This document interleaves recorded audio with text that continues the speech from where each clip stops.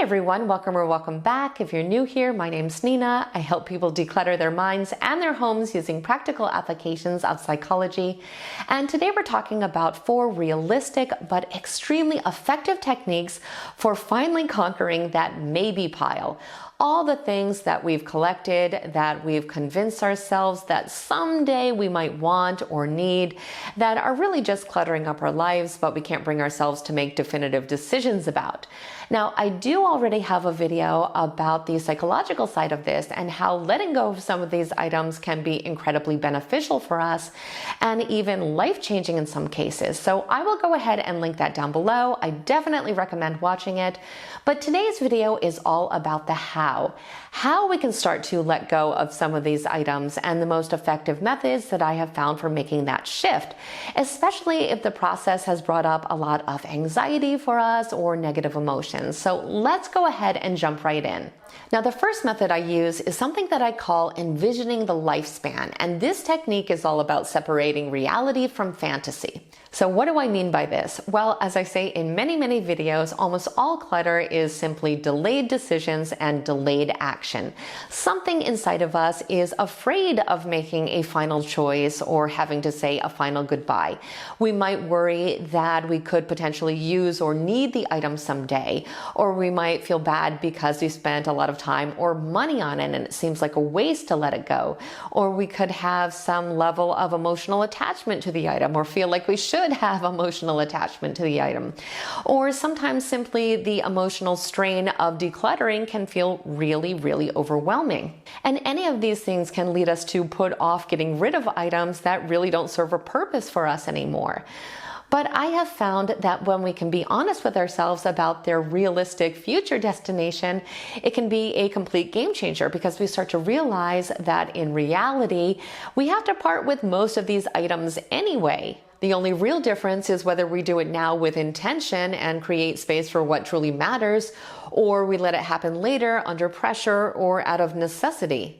We have to realize that when we refuse to make decisions about things, life just ends up making decisions for us. And a great example of this is an amazing woman that I worked with who just could not bring herself to let go of any of her daughter's baby clothes.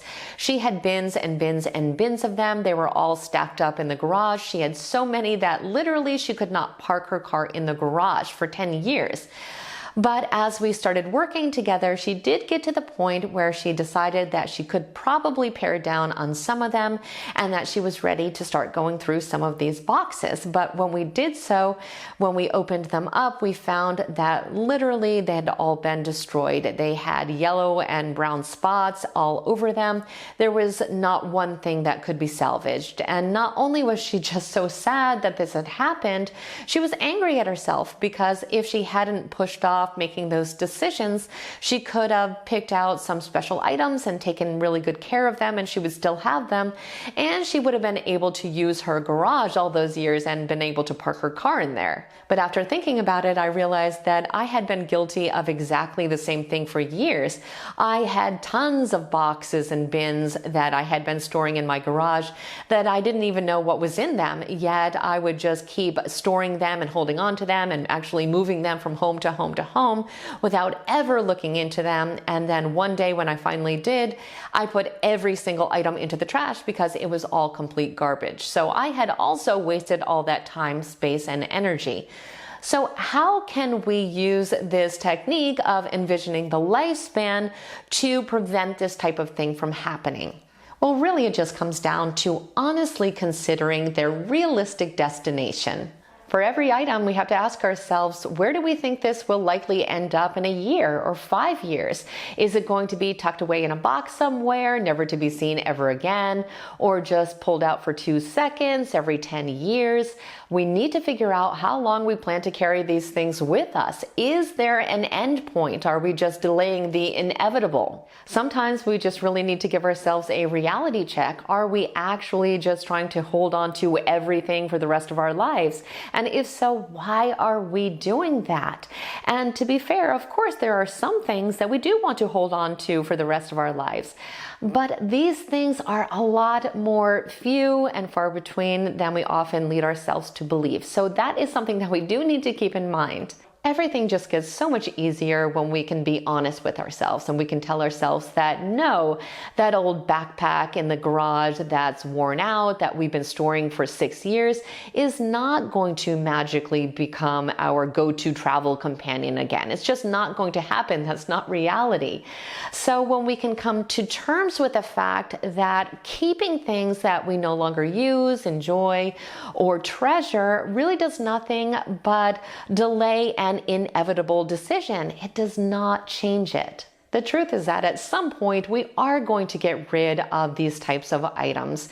And in most cases, the sooner that we do so, the sooner that we can free ourselves from all of this chaos and actually live in a functional and peaceful home.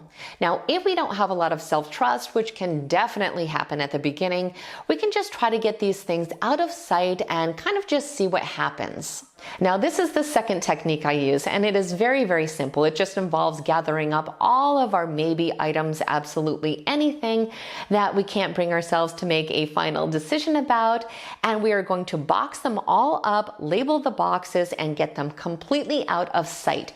We are going to test this. We're going to see if we miss these items, if we pine for them, if we have any use for them at all. And then we put some kind of a time limit on it, maybe 3 months, maybe 6 months, and if we really aren't missing these items, we can finally have that assurance that at the end of that time period, we can safely let these things go.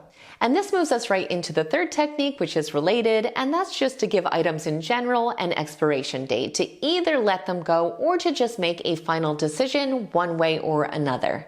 This is especially great for items that we're really not sure how long we should hold on to. Things that we might feel kind of guilty about discarding. Things like maybe greeting cards or seasonal items that aren't able to be reused. So what we can do to make it a little bit easier for ourselves is to decide ahead of time what that expiration date is going to be. Are we going to display these things for a month? Are they going to be out for 2 months or 3 months? We want to, definitively decide. And when that time comes, we want to honor that promise we made to ourselves. And if we're feeling emotional or sentimental, we can always just take a picture so that memory stays with us anyway. Expiration dates are also great for unused appliances or clothes that we don't really wear or no longer really fit us in the moment that we are convinced that we can make work.